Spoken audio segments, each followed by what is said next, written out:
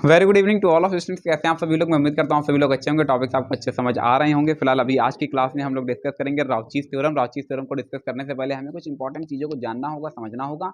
Topic को बिल्कुल base से पिक करने की कोशिश करते हैं। कुछ चीज़ें न्यूमेरिकल एनालिसिस की यहाँ पर डिस्कस करेंगे और देखते हैं कि किसके दिमाग में कितना है, क्योंकि एनए की पूरी बुक हम लोग खत्म कर चुके हैं। साथ ही साथ जो पिछला अभी हम लोग सीख करके हैं वो सब हमारे काम में आने वाला है। तो सबसे पहला सवाल हम डिस्कस करना चाहेंगे अपने प्यारे मिस्टर संदीप से। हाँ तो संदीप यार, तो मुझे बताओ, अगर एक क्लोज कंटूर सी है जिसमें कि एफजेड जो है वो एनालिटिक है, कहा गया F Z is analytic in a simple close contour C. क्या बात अभिनंदन कह दी गई है? F Z is analytic in a simple close contour C. ठीक है, देखो पेजेस पलटने से कोई फायदा नहीं है, पेजेस पलटने से कोई फायदा नहीं है, विश्वास करें। जब आप ऐसे ही बताएंगे तभी आपके दिमाग में चीजें फिट हो पाएंगी। अदरवाइज अब हम किसी के गले में गोल्ड मेडल तो डाल नहीं देंगे कि तुम सही जवाब दे दोगे तो अभी को तुरंत जेब से निकालेंगे, लो भैया वहां की सब ताली बजाएंगे। इसलिए बहुत ज़्यादा पैनिक नहीं हुआ करो, आराम से पढ़ेंगे। z minus a to the power m dz। Sandeep यार, ये दो आउटपुट देता है, मतलब मैं तुम्हारी हेल्प करना चाहता हूँ इसलिए मैंने बता दिया कि तुम्हें दो आउटपुट देता है। तो मुझे दोनों आउटपुट बताओ कि किस कंडीशन में ये क्या आउटपुट देगा। हाँ नहीं, एक में जीरो देगा, एक में इनफाइनाइट। जीरो वाला केस सही है, जीरो वाला केस सही है। जीरो कब देगा? जीरो कब देगा? जब m पॉजिटिव होगा। m कैसा होगा? एक पॉजिटिव इंटीजर होगा। याद करो, इंटीग्रेशन z dz ये क्या है? ये एक फंक्शन है। जब बता रहे हैं कि वो सिंपल क्लोज कंटूर में एनालिटिक है तो यही तो पूरा आ जाएगा। भूल गए काउचीज थ्योरम? काउची ने क्या कहा था कि अगर फंक्शन पूरी तरीके से एनालिटिक होगा तो हम किसी भी डायग्राम को पॉइंट में कन्वर्ट कर सकते हैं। ये इसलिए पॉइंट में कन्वर्ट हो जाएगा क्योंकि इसके पास कोई पोल ही नहीं है, मतलब आंसर जीरो जनरेट होगा। ये तब जनरेट होगा जब m किसको बिलोंग कर रहा होगा? एक पॉजिटिव इंटीजर को बिलोंग कर रहा होगा। मेरी बात समझिए या नहीं समझे? तो ये तब जब m किसको बिलोंग करेगा? पॉजिटिव इंटीजर को बिलोंग करेगा। इसी में सेकंड आउटपुट ये देता है 2πi। अब तुम लोग मुझे बताओ कि 2πi ये कब देगा? 2πi ये कब देगा? और मैं हाँ हाँ बताओ, मुझे पता है श्वेता सब जानती है। हाँ श्वेता बोलो, श्वेता क्या कह रही हो? बस मुंह में बड़बड़ाती रहती है ये। बोलो बोलो क्या कह रही हो, बोलो। अरे हाँ बोलो भाई, बोलो श्वेता क्या कह रही हो? बताओ यार अनूप। बिल्कुल सही जवाब है। कितनी बढ़िया उन्होंने बात की है कि सर 2πi ये तब देता है जब m की वैल्यू -1 होती है। Well done. मुझे मेरा दिल कह रहा था ठीक ठीक कर रहा बस ताली बजाने वाली बात नहीं है। m does not equals to m equals to -1। क्या कहा? m equals to -1। जैसे ही -1 पुट करते हैं ये क्या बना देगा? ये 1/z माइनस से देखो क्रिएट कर देगा। z माइनस से क्रिएट करते ही एक पोल तुम्हें क्रिएट होने लगेगा। कहां पर? z इक्वल्स टू a पर। और फिर जब पोल क्रिएट होगा तुमको पता है कि अब कुछ ना कुछ आउटपुट मिलेगा। मेरी बात समझिए या नहीं समझो? 2πi तब देगा जब m की वैल्यू क्या होगी? -1 होगी। और ये तब देगा ये जब m बिलोंग करेगा किसको? पॉजिटिव इंटीजर्स को। मेरी बात समझे या नहीं समझे? m belongs to positive integers. आगे बढ़ा जाए, आगे बढ़ा जाए। ठीक है, आज हमारे पास जो है एक मोस्ट इंपॉर्टेंट थ्योरम आ रही है और इस थ्योरम को हम नाम देते हैं आर्गुमेंट थ्योरम। दी आर्गुमेंट थ्योरम। क्या नाम देते हैं? हाँ, एक है प्रिंसिपल ऑफ आर्गुमेंट, एक है प्रिंसिपल ऑफ आर्गुमेंट, एक है दी आर्गुमेंट थ्योरम। तुम्हारी बुक में तुमको दी आर्गुमेंट थ्योरम इस नाम से नहीं मिलेगी, वो थ्योरम नंबर 1 के नाम से मिलेगी। लेकिन ये जो इसका एक्चुअल नेम है ये क्या है? दी आर्गुमेंट थ्योरम। ठीक है, आगे बढ़ा जाए। दी आर्गुमेंट थ्योरम, आगे बढ़ा जाए। ठीक है, अरे थ्योरम नंबर 1 ही है, जो थ्योरम नंबर 1 है वही है। क्लियर? थ्योरम नंबर 1 को जरा पढ़ने का प्रयास करेंगे और देखो थोड़ा सा फास्ट ट्रैक पर हम लोग क्लास को रन कराएंगे। थोड़ा सा क्लास को फास्ट ट्रैक पर रन कराएंगे ताकि हम लोग जल्द से जल्द थोड़ा सा कवर कर पाए। ठीक है, तो बुक में ही बता देंगे, पूरा एक्सप्लेन करके यहाँ पर बताएं। ओरल एक्सप्लेन कर देंगे, मतलब वैसे पूरा लिखेंगे नहीं, ठीक है, वरना फिर थोड़ा सा टाइम ज्यादा कंज्यूम होगा। ठीक है, देखो जरा क्वेश्चन को पहले ध्यान से पढ़ो। क्वेश्चन में क्या बात कह दी गई है? Number of poles and number of zeros of meromorphic function. क्या कहा? Number of poles and number of zeros of meromorphic function. ये क्या कहना चाहता है? हाँ, थ्योरम नंबर 1 नहीं मिली। आगे बढ़ा जाए। Number of poles and number of zeros of meromorphic function. ठीक है, आगे बढ़ा जाए। ठीक है, बोलो भैया जरा थ्योरम क्या है? नहीं, मतलब दी आर्गुमेंट प्रिंसिपल जो है वो एक्चुअली ये आपको बताता है, ये आपको बताता है। ठीक है, इसमें 2-3 थ्योरीज और इस्तेमाल होने वाली हैं। एक इसमें थ्योरी इस्तेमाल होगी एंटायर फंक्शन। कौन सी थ्योरी? Entire function. ये तुम लोग जानते हो, एंटायर फंक्शन मैंने कई बार कहा है कि अगर रेडियस ऑफ कन्वर्जेंस के थ्रू आर इंफिनिटी हो जाता है, अगर रेडियस ऑफ कन्वर्जेंस के थ्रू आर क्या जनरेट होता है, इंफिनिटी, तो वही रिप्रेजेंट करने लगता है एंटायर फंक्शन को। एंटायर फंक्शन का मतलब ये हुआ कि एफ जेड एनालिटिक है। कहाँ कहाँ कृतिका एनालिटिक है? सब जगह एनालिटिक है। जब सब जगह एनालिटिक होने लगता है तो फिर उसको हम क्या नाम देते हैं? Entire function. क्या नाम देते हैं? Entire function. और एक इसी में तुमको देखने को मिलेगा मेरोमॉर्फिक फंक्शन। वो देखो मेरोमॉर्फिक फंक्शन दिखा या नहीं दिखा? दिखा? ठीक है, ये है सबसे ऊपर मेरोमॉर्फिक फंक्शन। ठीक है, ये क्या है? ये मेरोमॉर्फिक फंक्शन है। आगे बढ़ा जाए, मेरोमॉर्फिक फंक्शन की बात हम लोग करते हैं तो मेरोमॉर्फिक फंक्शन ये होगा कि फंक्शन एनालिटिक तो है लेकिन फाइनाइट नंबर ऑफ पॉइंट्स पर। F Z is analytic in a finite number of points पर। देखो उसमें ये जो सबसे पहला ऊपर लिखा गया है, मिला? ठीक है, आगे बढ़ा जाए। एंटायर फंक्शन का मतलब क्या होगा? There is no any type of singularity. इसका मतलब क्या होगा? अब कुछ सिंगुलरिटी आ गई है तो इसलिए फंक्शन जो है वो finite number of planes poles पर ही, मतलब फाइनाइट नंबर ऑफ पॉइंट्स पर ही क्या हो रहा है? एनालिटिक हो रहा है। 2 पॉइंट्स क्लियर हुए। एंटायर फंक्शन के पूछेगा बता दोगे?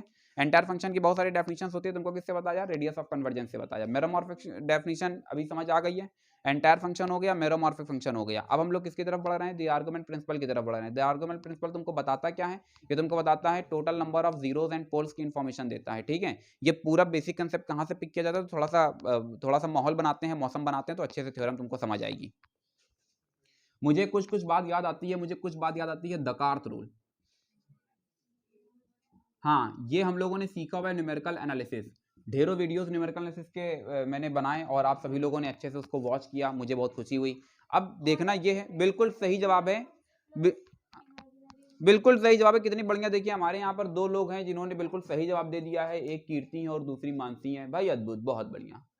क्या दकार्त रूल तुमको बताता है? दकार्त रूल एक इस टाइप का रूल है जिसमें बगैर इक्वेशन को सॉल्व किए, क्या कहा? बगैर इक्वेशन को सॉल्व किए हम उसके रूट्स को क्या कर लेते हैं? पता कर लेते हैं। मतलब सिस्टम के पास 2 ही रूट्स होंगे, एक रियल और दूसरे इमेजिनरी। ठीक है, अब रियल रूट्स की जब हम बात करते हैं तो रियल रूट्स 2 हिस्सों में टूट जाता है, एक तो पॉजिटिव और दूसरा निगेटिव, और बाकी जो बच गया वो ये। तो टोटल नंबर ऑफ जो रूट्स होते हैं, total number of zeros, roots को ही तो जीरोस बोलते हैं, तो टोटल नंबर ऑफ जीरोस क्या किसके किसके बराबर होगा? Real positive plus real negative और फिर प्लस कॉम्प्लेक्स रूट्स। कोई समस्या? जो टोटल नंबर ऑफ रूट्स की हम लोग चर्चा करते हैं वो टोटल नंबर ऑफ रूट्स की चर्चा किससे करते हैं? इस सवाल का जवाब केवल संदीप दे सकते हैं। बिल्कुल सही, तुम्हारे जो मैं लिपसिंग हो रही है मैं देख पा रहा हूँ, तुम एकदम सही बोल रहे हो, बस उसको तेज बोलो, तेज बोलो। ये बहुत गड़बड़ आदत होती है, सब लोग मुंह में बड़बड़ाते रहते हैं, फिर हम कहते हैं ऐसा, तो कहेंगे यही तो हम भी कह रहे थे, यही तो मैं भी कह रहा था। हाँ हाँ बोलो। हाँ बिल्कुल सही जवाब है। कितनी बढ़िया उन्होंने बात की कि फंडामेंटल थ्योरम ऑफ प्रिंसिपल, क्या कहा? Fundamental theorem of polynomial, sorry fundamental theorem of polynomial. क्या बात कही? Fundamental theorem of polynomial. Fundamental theorem of polynomial Kritika क्या क्या है? ये फंडामेंटल थ्योरम ऑफ पॉलिनोमियल। सब लोग साथ में चलो, सब लोग साथ में बढ़ो, हाँ पर बात बोलो। जिस डिग्री का पॉलिनोमियल होगा उसके पास उतने ही रूट्स होंगे, जिस डिग्री का पॉलिनोमियल है उसके पास उतने ही रूट्स हैं। ठीक है, तो टोटल नंबर ऑफ रूट्स ये हमको किससे पता चलता है? ये हमको पता चलता है फंडामेंटल थ्योरम ऑफ पॉलिनोमियल से। अगर सिस्टम के पास n रूट्स हैं तो ये n किसके बराबर होगा? This plus this plus this. कोई समस्या? ये जो दकार्त रूल था ये वास्तव में किसके लिए काम करता है? ये वास्तव में काम करता है रियल के लिए। मेरी बात समझ गए? अब जरा समझने का प्रयास करेंगे हम, क्योंकि टॉपिक को रन करा रहे हैं किस पे? कॉम्प्लेक्स पे। तो जब कॉम्प्लेक्स की बात करते हैं तो कॉम्प्लेक्स में तो फिर अब इसी को हमें डिस्कस करना है। मेरी बात समझे? इसलिए यहाँ पर दी आर्गुमेंट प्रिंसिपल काम करता है। ये तुमको बताता है टोटल नंबर ऑफ जीरोस और टोटल नंबर ऑफ पोल्स के बारे में। मेरी बात समझे या नहीं समझे? तो अगर जीरोस और पोल्स दोनों एक्सप्रेशन के अंदर पाए जा रहे हैं साइमल्टेनियसली, तो उस दौरान हमारा आउटपुट क्या होगा? ये इंपॉर्टेंट थ्योरम है, इसी से फिर 2-3 थ्योरम्स जनरेट होंगी एक साथ। क्लियर? किसी में अगर पोल नहीं है तो क्या होगा, किसी में जीरोस नहीं है तो क्या होंगे। आगे बढ़ा जाए। पोल्स को हम लोग यहाँ पर किससे रिप्रेजेंट करेंगे? पी से रिप्रेजेंट करेंगे, और जीरोस को हम लोग किससे रिप्रेजेंट करेंगे? एन से रिप्रेजेंट करेंगे, क्योंकि जेड ऑलरेडी कॉम्प्लेक्स नंबर को रिप्रेजेंट करता है, कंफ्यूज हो सकते हैं। आगे बढ़ा जाए। इतना तो समझ आ गया ना कि दी आर्गुमेंट प्रिंसिपल तुमको बताना क्या चाहता है, बगैर सिस्टम को सॉल्व किया तुमको पूरी जानकारी देगा। क्लियर? आगे बढ़ा जाए। ठीक है, तो ये था थोड़ा सा बैकग्राउंड, और अब देखते हैं कि आगे हम लोग क्या कर सकते हैं। बढ़िया, बहुत अच्छा लगता है कि अचानक से कोई भी चीज़ पूछे और फिर सभी लोग जवाब दे दें। अब यार थ्योरम को कोई एक जन रीड करो तो फिर हम तुमको आगे बताएं। If F Z be analytic inside and on a simple close contour C, ठीक है, हाँ, इस बात का क्या मतलब है, इस बात का क्या मतलब है, देखो बतिया रहे हैं, अभी पूछ रहे थे। अरे दो अरे यार, तो उसने तुम्हें कोई गाली दे दी क्या, जी क्या बात हुई तो? अरे जी का कोई मतलब थोड़ा ही होता है। जब वो बोलेगा, इस पर बेस्ड हम लोग एक क्वेश्चन लगा चुके हैं क्लास में ही, एक वीडियो में ये प्रिपेयर किया हुआ था, आपको याद होगा, जिसमें कि हम डिस्कस कर रहे थे mod of z is less than 1 और z माइनस 1 dz की शायद हमको वैल्यू बतानी थी, क्लोज कंटोर सी। कुछ क्वेश्चन याद आ रहा है, कुछ क्वेश्चन याद आ रहा है, तो बताओ जरा इसका आंसर क्या होगा, 1 अपॉन z माइनस 1 dz, जबकि mod of z is less than 1, 0 होगा इसका करेक्ट आंसर। कैसे होगा पता है ना? काउची थ्योरम यहां पर काम करेगी, काउची इंटीग्रल फॉर्मूला नहीं काम कर पाएगा, क्योंकि जिस पॉइंट को हम डिस्कस कर रहे हैं वो हमारे रीजन से बाहर है, ये हमारे रीजन से बाहर है। मेरी बात समझे या नहीं समझे? आगे बढ़ा जाए, आगे बढ़ा जाए, ठीक है। ये z इक्वल्स टू 1 बनाएगा और ये कह रहा है कि z कभी 1 पर होगा नहीं, तो बाहर गया कि नहीं गया? यार तुम लोग वीडियोस ही नहीं देखते हो। हाँ, अभी पिछले वीडियो दो दो दो तीन वीडियोस पहले ही मैंने इस चीज को एक्सप्लेन किया हुआ था। मेरी बात समझे कि नहीं समझे? देखते हैं भाई, आगे समझने का प्रयास करते हैं। क्वेश्चन में कहा गया है fz is analytic inside and on a simple close contour C. On a simple close contour C का मतलब ये होगा कि जो ग्रीन वाला रीजन है इस पर भी और इसके अंदर भी, और जबकि इसमें क्या बता रहा है, बस अंदर ही, ऊपर नहीं। मेरी बात समझे या नहीं समझे? अब इसमें कह रहा है कि दो तरीके के जीरोस और पोल्स क्रिएट हो रहे हैं। ये जो पोल्स और जीरोस क्रिएट होंगे कैसे होंगे, फाइनाइट होंगे। फाइनाइट नंबर ऑफ जीरोस और फाइनाइट नंबर ऑफ पोल्स देखो क्रिएट हो रहे हैं। देखो देखने को मिल रहा है या नहीं मिल रहा है? मिला। अब जो जहां पर जीरोस क्रिएट हो रहे हैं वो हमने उसका सेंटर ए मान रखा है, और जहां पर पोल क्रिएट हो रहे हैं उसका सेंटर हमने बी मान रखा है। ये वाला जो रीजन है ये सी है, ये वाला जो हमने ले लिया है ये C1 है, और ये वाला जो हमने लिया हुआ है ये C2 लिया हुआ है। कोई समस्या? अलग अलग बुक्स में अलग अलग इसका डिस्क्रिप्शन आपको देखने को मिलेगा। जैसे कि जब आप अपनी बुक देख रहे होंगे तो आपको अपनी बुक में दोनों का ओरिएंटेशन अपोजिट दिख रहा होगा। देखो अपोजिट ओरिएंटेशन देखने को मिल रहा होगा, एक पॉजिटिव एक निगेटिव, एक का ओरिएंटेशन पॉजिटिव होगा एक का निगेटिव होगा। निगेटिव मतलब समझ रहे हो ना, एक का मतलब क्लॉकवाइज चल रहा है, एक का एंटी क्लॉकवाइज चल रहा है। आगे बढ़ा जाए, मेरी बात को जरा गहराई से समझने की कोशिश करना। ओरिएंटेशन इसलिए नेगेटिव वहां पर किया, मतलब अपोजिट किया जा रहा है, ताकि तुम देख करके ये समझ पाओ कि ये असल में जीरोस हैं या पोल्स हैं। नहीं मेरी बात समझे, अदरवाइज तुम कंफ्यूज हो जाओगे। ठीक है, इसलिए ओरिएंटेशन को उसमें क्या कैसा कर दिया गया, जस्ट अपोजिट कर दिया गया। हालांकि इसमें ये इस तरीके का जो साइन आता है ये कैसे आता है कि जब काउची इंटीग्रल फॉर्मूले का प्रूवमेंट पढ़ा रहे थे तब वहां पर इस बात को बताया हुआ था कि आप 4 पहिए वाली साइकिल चलाना, तो आपको समझ में आ जाएगा। आगे बढ़ा जाए, ठीक है, देखते हैं कि क्या हो सकता है। फिर से देखते हैं, कृतिका जवाब देंगी। हाँ कृतिका, सो रही हो हैं? F Z Cauchy extension theorem मुझे सुनाओ। Cauchy extension theorem, Cauchy extension theorem क्या कहती है? Cauchy extension theorem, Cauchy extension theorem. हाँ सही है, बोलो बोलो, शायद सही कह रही हो। Integration c f z d z equals to integration C1 FZ DZ plus integration C2 FZ DZ।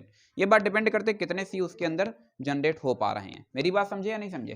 Clear? यहाँ से देखो हमारे पास दो हैं तो हम इसको रन करा रहे हैं integration C F dash Z upon FZ। अब कहोगे ये बात कहाँ से आ गई है, तो भैया ये तुमको थ्योरम में दिया गया है। देखो जरा थ्योरम को फटाफट देखो, थ्योरम में वो प्रूफ करवा रहा है। हाँ थ्योरम में देखो प्रूफ करवा रहा है 1/2 pi I close contour C F dash Z upon FZ। देखो देखने को मिल रहा है या नहीं मिल रहा है? मिला? आगे बढ़ा जाए? हाँ भाई आगे बढ़ा जाए। ये वाला जो आउटपुट होगा ये आउटपुट किसके इक्वल हो जाएगा?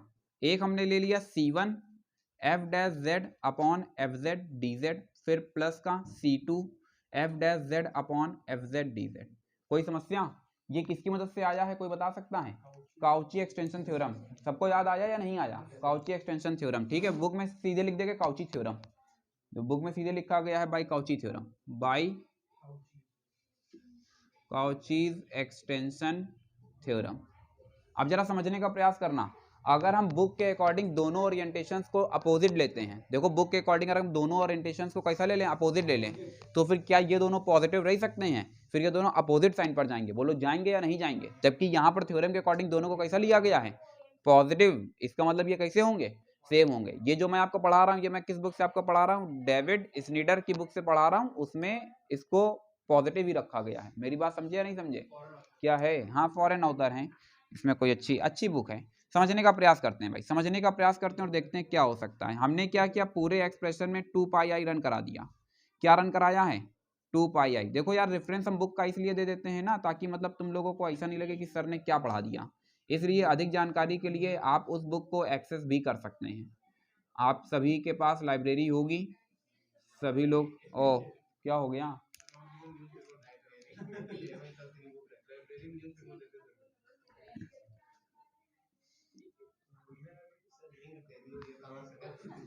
यार हम लिंक भैया मैंने देखो परचेज की हुई है यार, मेरे पास लिंक विंक नहीं है, ठीक है। चलिए आगे समझने का प्रयास करते हैं। हमने क्या किया, पूरे कंप्लीट एक्सप्रेशन में किससे मल्टीप्लाई करा दिया है, 2πi से मल्टीप्लाई करा दिया है। आगे बढ़ा जाए, अब हम लोग किसको डिस्कस करेंगे, C1 को डिस्कस करेंगे, C2 को डिस्कस करेंगे। एक बार कंटूर C1 डिस्कस करेंगे, एक बार कंटूर C2 डिस्कस करेंगे। ये होगा इक्वेशन 1, ये होगा इक्वेशन 1। किसी तरीके से दोनों वैल्यूज को निकाल करके यहाँ रख दें तो बात बन जाएगी। बोलो बात बनेगी या नहीं बनेगी? ठीक है। इसको हम किसके लिए रिप्रेजेंट, इसको हम किसके लिए अडॉप्ट कर रहे हैं, जीरोस के लिए। इसको हम किसके लिए अडॉप्ट कर रहे हैं, पोल्स के लिए। पोल को किससे रिप्रेजेंट करेंगे, P से, और जीरोस को किससे रिप्रेजेंट करेंगे, N से। मेरी बात समझे या नहीं समझे? अब फाइनाइट नंबर ऑफ जीरोस हैं, क्वेश्चन में थ्योरम में खुद कहा गया है कि उसके पास क्या है, फाइनाइट नंबर ऑफ जीरोस हैं। अगर सच में फाइनाइट नंबर ऑफ जीरोस होंगे, अगर सच में फंक्शन के पास फाइनाइट नंबर ऑफ जीरोस हैं, तो हमने माना कि उसके पास n जीरोस हैं। उसके पास कितने जीरोस हैं, n जीरोस हैं। अब तुम मुझे बताओ कि अगर सिस्टम के पास n जीरोस हैं तो fz का एक्सप्रेशन कैसा रहा होगा? बताइए संदीप, आज पूरी क्लास की निगाहें तुम्हारे ऊपर टिकी हुई हैं। बिल्कुल सही जवाब है। देखिए इन्होंने कितनी बढ़िया बात कह दी है। इन्होंने कहा है कि जो fz है वो बनेगा psi z z minus a to the whole power n। बहुत बढ़िया कीर्ति, आप जितनी चतुराई से जवाब देती हैं ये अपने आप में अद्भुत है। बहुत बढ़िया, समझने का प्रयास करेंगे और सभी लोग थोड़ा सा कंसंट्रेट करेंगे। fz एनालिटिक होगा, याद रखना जो वहां साइज लिया गया वो एनालिटिक है। और अभी हम लोग पोल के बारे में पूरी इंफॉर्मेशन कलेक्ट करके आए, जीरोस के बारे में पूरी इंफॉर्मेशन कलेक्ट करके आए, कहां पर, सिंगुलरिटीज के अंदर। बोलो किए हैं या नहीं किए हैं? किए हैं। आगे बढ़ा जाए, ये फंक्शन बनेगा। अब हमको जो एक्सप्रेशन में चाहिए वो क्या चाहिए, वो चाहिए f dash z upon fz। बोलो चाहिए या नहीं चाहिए? तो ये हमको कब मिल पाएगा, ये हमको कब मिल पाएगा, बताओ। बिल्कुल सही जवाब है, कितना बढ़िया। देखिए इन्होंने बात कही है, अभिनंदन ने, इन्होंने कहा सर आप लॉग लीजिए। भाई बहुत बढ़िया, मुझे तो कभी कभी लगता है कि मैं क्यों ही तुम लोगों को पढ़ा रहा हूँ। हाँ तत्काल रिप्लाई, तत्काल, बहुत बढ़िया। साइज z प्लस का लॉग। भैया संदीप क्या दिखा रहे हो? कंसंट्रेट करेंगे, कंसंट्रेट करेंगे, कंसंट्रेट करेंगे सभी लोग। ये वाला पोर्शन देखो क्या बन रहा है, लॉग साइज z। चलो अब संदीप ही जवाब देंगे भाई। संदीप यार तुम यार क्लास का माहौल जो है, fz। हाँ इसको हम क्या करेंगे, इसको हम डिफरेंशिएट करेंगे। इसको क्या करेंगे भाई, हंसी मजाक बिल्कुल बंद भैया, पर बात प्लीज समझने का प्रयास करेंगे। इसको करेंगे डिफरेंशिएट, इसको करेंगे डिफरेंशिएट। श्वेता हाँ इसका डिफरेंशिएशन बताओ जरा, z के रिस्पेक्ट में इसको डिफरेंशिएट कर रहे हैं, क्या मिलेगा? बिल्कुल सही जवाब है, log 1 अपॉन fz नहीं, केवल 1 अपॉन fz। क्या कुछ और भी मिलेगा? f dash z। पहले पूरी बॉडी को डिफरेंशिएट किया और फिर इंटरनल पार्ट को डिफरेंशिएट किया, तो माने f डैश z। बोलो बनता है या नहीं बनता है? यानी यहां से फिर बोलो इस एक्सप्रेशन से क्या देखने को मिलेगा, साइज है। बढ़िया, यहां से बोलो जरा क्या देखने को मिलेगा, n upon z minus a। बोलो मिलता है या नहीं मिलता है? हमको जिसकी वैल्यू चाहिए उसमें देखो यहाँ पर क्या चल रहा है, इंटीग्रल साइन चल रहा है। हमें किसके लिए सिंप्लीफाई करना है, कंटूर C1 के लिए सिंप्लीफाई करना है। हम क्या करेंगे, पूरे एक्सप्रेशन में रन करा देंगे। क्या रन करा देंगे, कंटूर C1। ये जो कंटूर C1 है ये किस बात को रिप्रेजेंट करता है, ये रिप्रेजेंट करता है कि जो इंटीग्रल है वो कैसा है, वो डेफिनिट है। इंटीग्रल कैसा है, डेफिनिट है। मेरी बात समझे या नहीं समझे? और प्लस का n integration 1 upon z minus a dz। क्या इतनी बात समझ आती है? मामला यहीं तक नहीं रुकेगा, मामला इसी जगह तक नहीं रुकेगा। हमें क्या करना होगा, हमें अपने आउटपुट के लिए 2πi से मल्टी मीन्स डिवाइड भी कराना होगा, माने 2 पाई आई यहाँ तो 2 पाई आई यहाँ तो 2 पाई आई यहाँ। पहले तो यार ये बताओ ये बात समझ आई या नहीं आई? हाँ, अरे कॉमन थोड़ा ही कर रहे हैं, हम तो खुद ही उसको मेंटेन कर रहे हैं, तुम कॉमन करके कैंसिल कर दोगे फिर यहीं पे आ जाएंगे। आगे बढ़ा जाए, आगे बढ़ा जाए। ये वाले इसकी वैल्यू चाहिए, इसको सही सलामत ऐसे ही रखेंगे, अब उसके साथ में कोई छेड़छाड़ नहीं, और इनको जरा मेंटेन करने की कोशिश करेंगे। अभी चीख चीख कर कीर्ति कह रही थी कि साइज जेड इज एनालिटिक, ये क्या कह रही थी, साइज जेड इज एनालिटिक। अगर सच में साइज जेड एनालिटिक है किसके अंदर, कंटोर C1 पर, तब फिर तुम मुझे बताओ कि इसकी वैल्यू क्या होगी, इस आउटपुट की वैल्यू क्या होगी। 0 इज द करेक्ट आंसर। क्यों? क्योंकि Cauchy integral, Cauchy theorem Cauchy ने यही तो बताया था। बढ़िया, बहुत बढ़िया अभिनंदन, बहुत ही चतुराई के साथ में दिया गया जवाब, अद्भुत, पूरी क्लास देखती रह गई। प्लस का n/2 पाई आई, इसका बताओ जरा, इसका आउटपुट क्या होगा, इसका आउटपुट क्या होगा। भावुक नहीं होना है, भावुक बिल्कुल नहीं होना है, जरा ध्यान से देखो।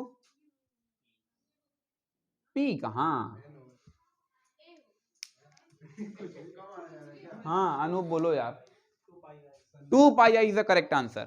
2 पाई आई देर आए परंतु दुरुस्त आए भाई। अरे बस बस बस यार, तुम लोग तो, अरे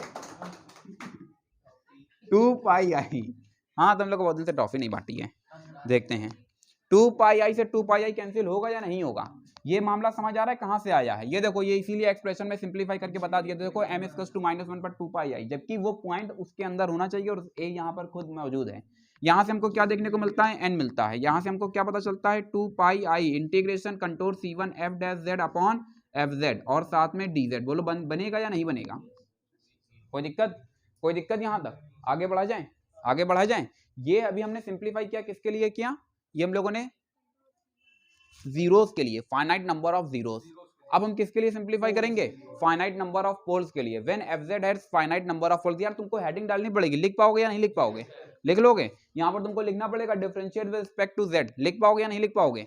यहाँ पर फिर तुमको हेडिंग डालनी पड़ेगी, किसके लिए, for finite number of poles के लिए। अगर finite number of poles exist करेंगे अनूप, तो इस एक्सप्रेशन को देखते हुए बताओ कि पोल के लिए हमारा fz कैसा होगा। हाँ बिल्कुल सही जवाब है, बढ़िया है, fz इक्वल, हाँ बिल्कुल सही जवाब है। इन्होंने कितनी बढ़िया बात की कि सर फंक्शन चेंज करके नया फंक्शन मान लीजिए और z minus b to the whole power p, p, b और p। कोई समस्या यहाँ तक, यहाँ तक कोई समस्या, आगे बढ़ा जाए।